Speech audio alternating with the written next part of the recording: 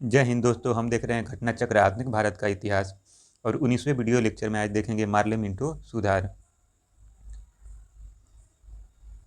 वर्ष 1905 में Lord Curzon के स्थान पर लॉर्ड मिंटो को भारत का वायसराय नियुक्त किया गया तथा जॉन मार्ले को भारत का राज्य सचिव। इनके द्वारा किए गए सुधारों को मार्ले मिंटो सुधार के नाम से जाना जाता है। ब्रिटिश संसद द्वारा पारित संवैधानिक सुधार, जिन्हें औपचारिक रूप से भारतीय परिषद अधिनियम 1919 कहा गया, सामान्यतया मार्ले मिंटो सुधारों के नाम से प्रसिद्ध है। भारतीय परिषद अधिनियम 1909 भारतीय परिषद अधिनियम 1909 मार्ले मिंटो सुधार का सबसे बड़ा दोष सांप्रदायिक प्रतिनिधित्व प्रणाली के तहत मुसलमानों के लिए पृथक निर्वाचक मंडल की व्यवस्था करना था। इस व्यवस्था के अंतर्गत परिषदों में मुसलमान सदस्यों का निर्वाचन सामान्य निर्वाचक मंडल द्वारा नहीं अपितु केवल मुसलमानों के लिए गठित पृथक निर्वाचक मंडल द्वारा किया जाता था। वस्तुतः इसका आशय था कि मुसलमान संप्रदाय को भारतीय राष्ट्र से पूर्णतः पृथक वर्ग के रूप में स्वीकार किया गया। इस व्यवस्था ने भारतीय राजनीति में बहुत बड़ी समस्या उत्पन्न कर दी। सदियों से बनाई राष्ट्रीय एकता को एक ही चोट में समाप्त कर दिया। गांधी जी ने कहा, मार्ले मिंटो सुधार 1909 के इंडियन काउंसिल एक्ट ने हमारा सर्वनाश कर दिया। जवाहरलाल नेहरू ने कहा था, इससे उनके चारों ओर एक राजनीतिक प्रतिरोध बन गए, जिन्होंने उन्हें शेष भारत से अलग कर दिया और उन्हें शताब्दियों से आरंभ हुए एकता तथा मिलन की ओर किए गए सभी प्रयत्नों को पलट दिया। प्रश्न संख्या 1 है, मार्ले मिंटो सुधार बिल किस वर्ष पारित हुआ? तो ये हुआ था 1909 में पारित किया गया था। वर्ष 1905 में लॉर्ड कर्जन के स्थान पर लॉर्ड मिंटो को भारत का वायसराय नियुक्त किया गया तथा जॉन मार्ले को भारत का राज्य सचिव। इसके द्वारा किए गए सुधारों को मार्ले मिंटो सुधारों के नाम से जाना जाता है। ब्रिटिश संसद द्वारा पारित संवैधानिक सुधार, जिन्हें औपचारिक रूप से भारतीय परिषद अधिनियम 1909 कहा गया, सामान्यतः मार्ले मिंटो सुधारों के नाम से प्रसिद्ध है। अगला प्रश्न है, प्रश्न संख्या 2 है, 1909 के इंडियन काउंसिल एक्ट में किस बात की व्यवस्था की गई थी? तो यह सांप्रदायिक प्रतिनिधित्व की व्यवस्था की गई थी। भारतीय परिषद अधिनियम 1909 मार्ले मिंटो सुधार का सबसे बड़ा दोष सांप्रदायिक प्रतिनिधित्व प्रणाली के तहत मुसलमानों के लिए पृथक निर्वाचन में मंडल की व्यवस्था करना था।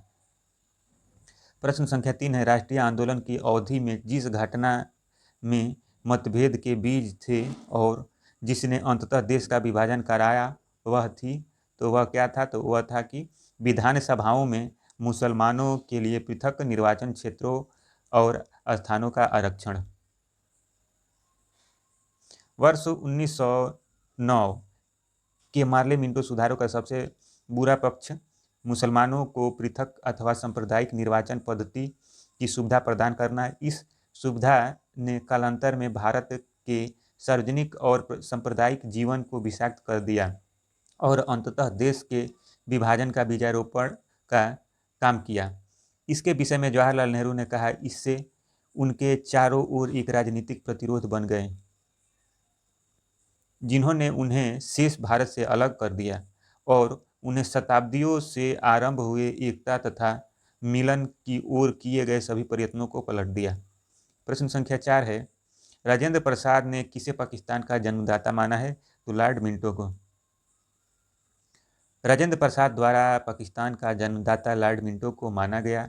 धर्तव्य है कि मिंटो द्वारा वर्ष 1909 के मार्ले मिंटो सुधारों के प्रस्तुत सांप्रदायिक प्रतिनिधित्व प्रणाली ने सांप्रदायिकता को अत्यधिक प्रोत्साहन दिया, जिनकी परिणति अंततः विभाजन हुई। इसी में हम देख लेते हैं 20वां वीडियो लेक्चर, और जिसमें दिल्ली दरबार और राजधानी परिवर्तन। दिसंबर 1911 में ब्रिटेन के राजा जॉर्ज पंचम और महारानी मैरी के भारत आगमन पर दिल्ली में एक दरबार का आयोजन किया गया, जिसे तृतीय दिल्ली दरबार के नाम से जाना जाता है। दिल्ली दरबार में ही 12 दिसंबर 1911 को सम्राट ने न केवल बंगाल के विभाजन को रद्द घोषित किया, बल्कि कलकत्ता की जगह दिल्ली को भारत की नई राजधानी बनाए जाने की घोषणा की। घोषणा के अनुरूप बंगाल को एक नए प्रांत के रूप में पुनर्गठित किया गया तथा उड़ीसा और बिहार को इससे अलग कर दिया गया। वर्ष 1912 में अलग प्रांत का दर्जा। इसके साथ ही असम को नया प्रांत बनाया गया जैसा उसकी स्थिति 1874 में थी। प्रश्न संख्या 1 है, ब्रिटिश काल में दिल्ली के पहले राजधानी कहाँ थी? तो कलकत्ता थी। ब्रिटिश काल में दिल्ली से पहले राजधानी कलकत्ता थी। ब्रिटेन के राजा जॉर्ज पंचम का भारत आगमन 2 दिसंबर 1911 को हुआ था। 12 दिसंबर 1911 को तीसरे दिल्ली दरबार में बंगाल विभाजन रद्द कर भारत की राजधानी कलकत्ता से दिल्ली स्थानांतरित करने की घोषणा की गई। लॉर्ड हार्डिंग द्वितीय के कार्यकाल में यह कलकत्ता से दिल्ली स्थानांतरित हुई। वर्ष 1912 में दिल्ली राजधानी बनाई गई।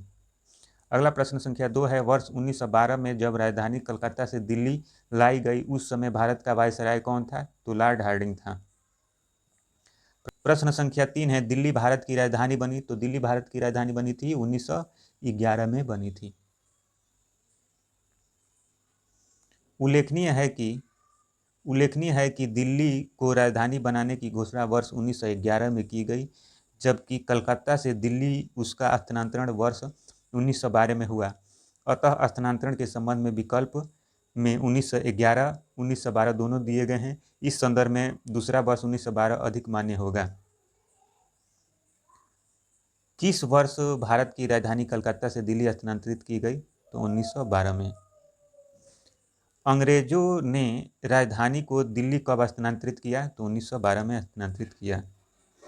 प्रश्न संख्या 6 है, किस वर्ष भारत की राजधानी कलकत्ता से दिल्ली आई? तो 1911 में आई थी। अगला प्रश्न है, दिल्ली में उनके राजकीय प्रवेश के अवसर पर बम फेंका गया। तो किसके राजकीय प्रवेश पर? तो लॉर्ड हार्डिंग के।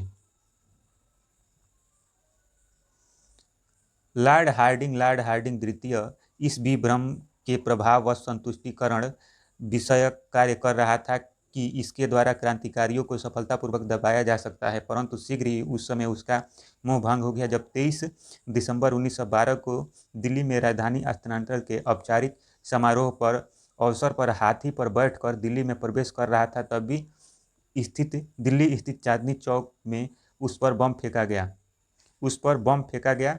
इस जानलेवा हमले में वायसराय हार्डिंग गंभीर रूप से घायल हुआ किंतु बच गया। प्रश्न संख्या 8 है, क्रांतिकारी जो हार्डिंग बम कांड में शामिल नहीं था? तो भगवती चरण बोहरा। हार्डिंग बम कांड दिल्ली लाहौर षड्यंत्र केस के नाम से प्रसिद्ध है। इसमें 14 व्यक्तियों को अभियुक्त बनाया गया। इसमें अवध बिहारी, मास्टर अमीन चंद, बाल मुकुंद और बसंत विश्वास को फांसी और बालराज और हरवंश सहाय को आजीवन कारावास की सजा दी गई। इस केस में दीनानाथ सरकारी गवाह बन गया था। भगवती चरण बोहरा इसमें शामिल नहीं थी। इसमें मुख्य भूमिका निभाने वाले रास बिहारी बोस जापान भाग गए तथा मुकदमे से बच गए थे। प्रश्न संख्या 9 है, निम्नलिखित में से कौन सा संगठन दिल्ली में वायसराय लॉर्ड हार्डिंग पर बम फेंकने का उत्तरदायी था? तो यह अनुशीलन समिति था। दिल्ली में वायसराय लॉर्ड हार्डिंग द्वितीय पर बम फेंकने के लिए अनुशीलन समिति उत्तरदायी था।